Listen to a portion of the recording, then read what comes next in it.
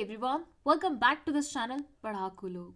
My name is CS Payal Popli and आज की इस वीडियो में हम बात करेंगे एक बहुत ही पुरानी और फेमस डॉक्ट्रिन के बारे में जिसका नाम है डॉक्ट्रिन ऑफ लैप्स। ये डॉक्ट्रिन ब्रिटिशर्स द्वारा लाई गई थी और इसने इंडियन हिस्ट्री में बहुत सारे पंगे करवाए हैं। तो आइए फिर जान लेते हैं कि क्या था इस डॉक्ट्रिन में ऐसा जिसकी वजह से इतनी सारी लड़ाइयां हो गई। चलिए शुरू करते हैं। डॉक्ट्रिन को समझने से पहले हम नॉर्मल सिनेरियो समझेंगे। हम सब जानते हैं कि पास्ट में इंडिया में बहुत सारे राजा महाराजा हुए थे, राइट? तो जब भी कोई राजा मरता था तो वो अपनी किंगडम बाय डिफॉल्ट यहीं पे छोड़ के चला जाता था, अपने साथ स्वर्ग या नर्क लेके नहीं जाता था। तो हमेशा क्वेश्चन उठता था कि भाई इस किंगडम की अब देखभाल कौन करेगा, क्योंकि राजा साहब तो जा चुके हैं, किंगडम कौन देखेगा अब?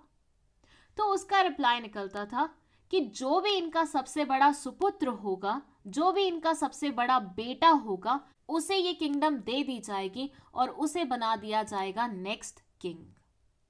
क्या बोला मैंने? कि जब भी कोई किंग मरेगा उसका किंगडम उसके सबसे बड़े सुपुत्र या सबसे बड़े बेटे को दे दिया जाएगा। अब यहां मैटर नहीं करता था कि बेटा अपना है या अडॉप्टेड है, मतलब किंग का बेटा होना चाहिए, चाहे बाय बर्थ हो या बाय अडॉप्शन हो। तो ऐसे में किसी किंग को नेचुरली अगर कोई बेटा नहीं नसीब होता था तो वो किसी न किसी के बेटे को अडॉप्ट करके अपना बेटा बना के किंग बना दिया करता था। यहां तक का सिस्टम बहुत मस्त चल रहा था, लेकिन फिर आए ब्रिटिशर्स इंडिया में और उनको था जुनून सवार। उनको चाहिए था कि इंडिया का मेजॉरिटी एरिया उनके अंडर आ जाए और वो भी जल्दी से जल्दी। यही तो चाहते थे ना वो स्टार्टिंग से, इंडिया पे राज करना। तो उसके लिए इंडिया का एरिया तो उन्हें अनेक्स करना था ना। तो उन्होंने सोचा कि ऐसी कैसी तूफानी की जाए कि जल्दी से जल्दी हम इंडिया पे राज कर सके। बस दिमाग में उनके एक आइडिया आया और उन्होंने डॉक्ट्रिन ऑफ लैप्स ला दिया। इसके चलते हुए एक सिस्टम बनाया गया। अब से जब भी कोई राजा मरेगा तो पहले ये देखा जाएगा कि क्या जो सुपुत्र आप राजा की जगह बिठाने वाले हो वो उसकी वाइफ द्वारा पैदा किया गया है, मतलब उसकी रियल वाइफ ने क्या उस सुपुत्र को, क्या उस प्रिंस को पैदा किया है। सिंपल शब्दों में बोलूं तो प्रिंस सगी औलाद थी इसकी या नहीं थी। अगर तो प्रिंस सगी औलाद होगी राजा की तो राजा के मरने के बाद किंगडम उसे दे दिया जाएगा। लेकिन अगर प्रिंस सगी औलाद नहीं होगी राजा की, खुद का बेटा नहीं होगा बाय बर्थ, तो ऐसे सिनेरियो में ये जो इसका किंगडम होगा वो ब्रिटिशर्स अनेक्स कर लेंगे।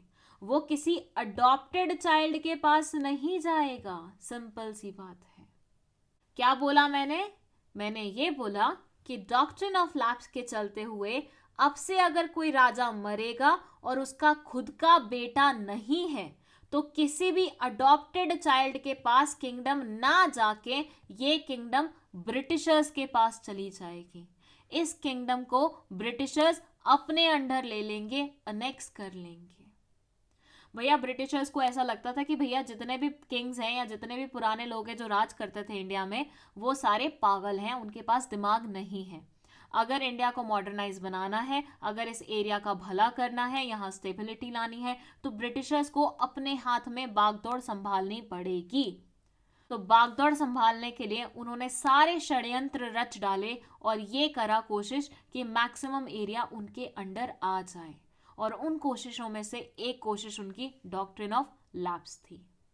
ये बोलते हैं the doctrine was rooted in the British belief that they had a moral and legal obligation to modernise and stabilise Indian states which they consider to be mismanaged by native rulers.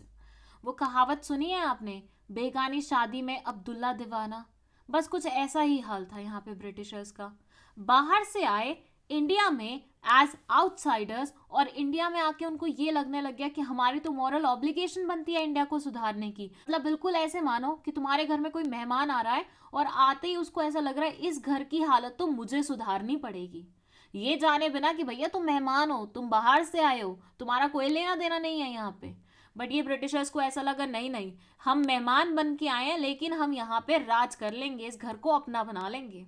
तो ये India को अपना बनाना चाहते थे और इनको ऐसा लगने लग गया कि भैया इनकी तो मॉरल ऑब्लिगेशन बनती है और लीगल ऑब्लिगेशन बनती है इंडियन स्टेट्स को स्टेबलाइज करने की और मॉडर्नाइज करने की, क्योंकि यहाँ के जितने भी रूलर्स हैं चाहे वो कितने भी सही क्यों ना हो लेकिन उनके अकॉर्डिंग वो बेकार थे, उनको मैनेजमेंट करना नहीं आता था। By annexing states without a male heir, the British claimed that they were preventing chaos and ensuring good governance. ऐसे एरियाज जिनके एक्चुअल कोई राजा नहीं थे, मतलब एक्चुअल कोई प्रिंस नहीं थे जो कि बाय बर्थ हो, उन एरियाज को अपने अंडर लेके ये मान रहे थे कि उन एरियाज में ये क्योस को प्रिवेंट कर रहे हैं, क्योंकि अगर ये नहीं होते तो वो एरियाज तो चल ही नहीं पाते, ऐसा इनका मानना था। If the Prince of princely states passed away without a natural or biological male successor, the doctrine of lapse said that the kingdom would be put under the control of British East India Company. अगर बंदा मर गया और उसकी खुद की कोई औलाद नहीं हुई बायोलॉजिकल और नेचुरल वे से, तो ऐसे में डॉक्ट्रिन ऑफ लैप्स लग जाएगा, जिसके चलते हुए किंगडम किसके पास चला जाएगा? ब्रिटिश ईस्ट इंडिया कंपनी के पास। The British East India Company actively applied the doctrine of lapse until 1859. उन्होंने 1859 तक ये डॉक्ट्रिन को क्या किया? एक्टिवली अप्लाई किया।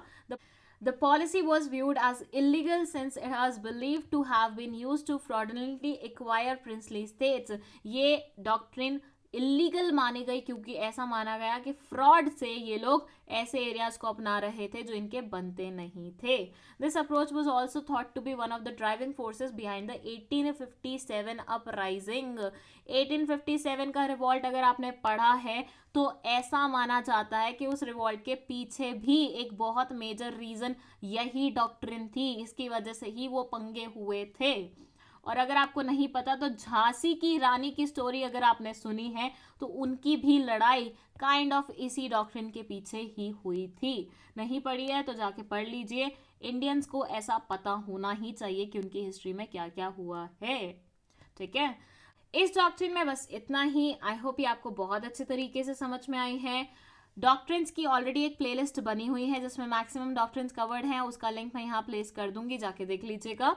एंड अगर आपको लगता है कोई डॉक्ट्रिन उसमें कवर्ड नहीं हुई है और आप चाहते हैं कि हम उस पर वीडियो बनाएं तो let us know in the comment section. अगर वीडियो पसंद आ रही है तो भैया लाइक का बटन दबा दो, थोड़ा सा मुझे भी मोटिवेट कर दो, मुझे भी पता लगे कि बच्चों को पसंद आ रही है ये चीज़ें। एंड सब्सक्राइब तो कर ही दो यार चैनल, अब कितना बुलवाओगे बताओ ज़रा।